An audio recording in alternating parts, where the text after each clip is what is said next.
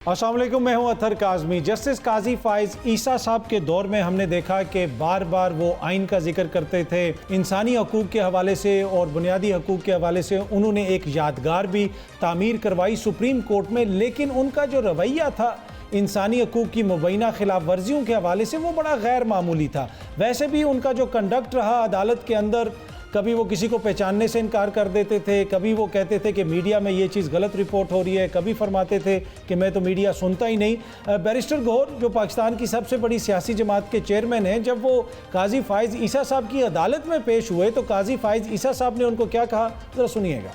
Your Honor, I would like to withdraw this petition because the main case. Who are you? Who are you? Who are you? The counsel, Your Honor, for the petitioner.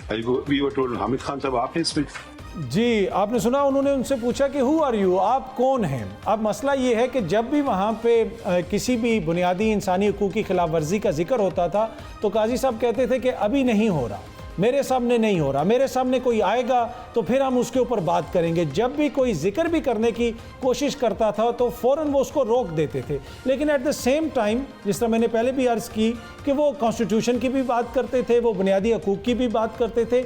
अदालत की कार्रवाई के दौरान एक मौके के ऊपर justice Mansoor Ali Shah साहब ने क्या कहा, ज़रा सुनिएगा। Things have been happening and हम ऑस्ट्रिच की तरह सर ज़मीन में सैंड में नहीं रख के बैठ सकते। हमें कोई, और ये बहुत ऑनरेबल जजेस हैं इस्लामाबाद हाई कोर्ट ने जिन्होंने ये चीज़ लिख के बता दी, वरना ये शायद चीज़ें हो रही हैं और बड़े अरसे से हो रही हैं। जी, आपने सुना कि मंसूर अली शाह साहब जिक्र कर रहे थे 6 जज साहिबान के ख़त का, जो इस्लामाबाद हाई कोर्ट के जज साहिबान ने ख़त लिखा था, उसके हवाले से भी काजी साहब इस चीज़ के ऊपर बज़िद थे कि मेरे दौर में कुछ नहीं हो रहा।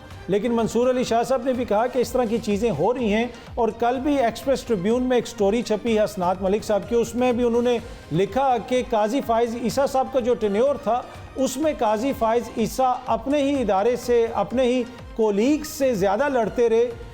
लोग एक्सपेक्ट तो ये कर रहे थे कि वो अपने इदारे के लिए लड़ेंगे, अपने इदारे के साथ खड़े होंगे, लेकिन लगा इस तरह कि वो हमेशा एग्जेक्टिव की साइड पे हैं। अतहर मिनोल्ला साहब ने भी एक केस की हेयरिंग के दौरान बड़े इंपॉर्टेंट रिमार्क्स दिए थे, ज़रा ये भी सुनिएगा। फैसल साहब, मैंने आगे बढ़े, let us face the reality, बता दें कि when has this country been governed under the constitution? Well, I think it's about time it start being governed by, if that is so, we will ensure it is governed under the constitution. The fundamental rights that are being violated while we are sitting here, I mean, that is also our duty to secure those rights of the people. जी, आपने सुना कि justice Athar मिनोल्ला साहब कह रहे हैं कि आज यानी उस दौर में भी फंडामेंटल राइट्स जो हैं, जो बुनियादी हकूक़ हैं, उनको वायलेट किया जा रहा है, उनकी खिलाफ वर्जी की जा रही है। और उन्होंने बरमला इस चीज़ का इज़हार किया और मुख्तलिफ मौक़ों के ऊपर इस चीज़ का इज़हार किया। लेकिन काजी फ़ाइज़ ईसा साहब का इस हवाले से क्या रवैया था, ये एक छोटी सी ज़रा झलक देखिएगा। या जो उठाया गया शख्स वो खुदा के कहे कि मुझे, मेरे साथ ये जुल्म हुआ, मेरे साथ ये ज्यादती हुई, तो हम उसको सुन लेंगे। बिल्कुल ठीक। आप किस मुंह से ये बात कर रहे हैं, ये बताते हैं सिर्फ।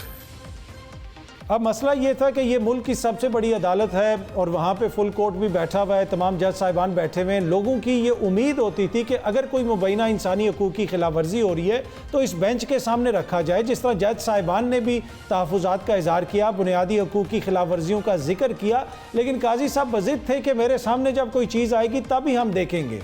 तो ये वो सारे कमेंट्स थे जिनकी वजह से लोगों को मायूसी भी हुई। लेकिन एट द सेम टाइम, जिस तरह मैंने शुरू में भी अर्ज़ की कि उन्होंने बुनियादी हकूक़ के हवाले से एक यादगार भी बनवाई। उस यादगार को आप देखें तो उसमें मुख्तलिफ़ चीज़ें लिखी हुई हैं। आज़ादी नक्लो हरकत, अगर आप काजी फ़ाइज़ ईसा साहब का दौर देखें तो यहाँ पे सड़कें तक खुदवा दी गई। जी हाँ जी, लोगों को रोकने के लिए सड़कें खुदवा दी गई। SCO का समिट हुआ तो पूरे इस्लामाबाद को ब्लॉक कर दिया गया, पूरे इस्लामाबाद में कंटेनर्स लगा दिए गए। आए रोज़ खबर आती है कि दफ़ा 144 लग गई है। क्या ये सारी चीज़ें भी बुनियादी इंसानी हकूक़ के ज़मरे में नहीं आती? फिर इसी दौर के अंदर आप देखें तो एक्स भी बंद रहा, इंटरनेट की बंदिश के मसाइल रहे, उसके अलावा दफ़ा 144 का बार बार इस्तेमाल किया गया, और उसके अलावा लोग जो लापता होते थे उनके हवाले से भी काजी साहब का ये रवैया था कि वो आके मुझे कोई बताएगा तो मैं उसके ऊपर बात करूँगा। तो काजी फ़ाइज़ ईसा साहब का जो दौर है वो एक कंट्रोवर्शियल दौर के तौर पे याद रखा जाएगा। लेकिन अब हम एक ट्रांजिशन में जा रहे हैं। जो नए चीफ जस्टिस साहब आए हैं, सब ने उनके ऊपर एतमाद का इजहार किया है। आज फुल कोर्ट का इजलास भी हुआ जिसमें जस्टिस मंसूर अली शाह साहब ने भी वीडियो लिंक के ज़रिए शिरकत की और मंसूर अली शाह साहब का जिक्र एलामिया के अंदर भी आया जो फुल कोर्ट के बाद कोर्ट की जानिब से एलामिया जारी किया गया। ये कितना सिग्निफिकेंट है इस पर भी बात करेंगे। इसके अलावा मामलात अब आगे किस तरफ जा रहे हैं, हुकूमत की ख्वाहिश क्या पूरी हो गई है अदलिया के हवाले से या फिर वो कोई नई तरमीम लेके आएंगे।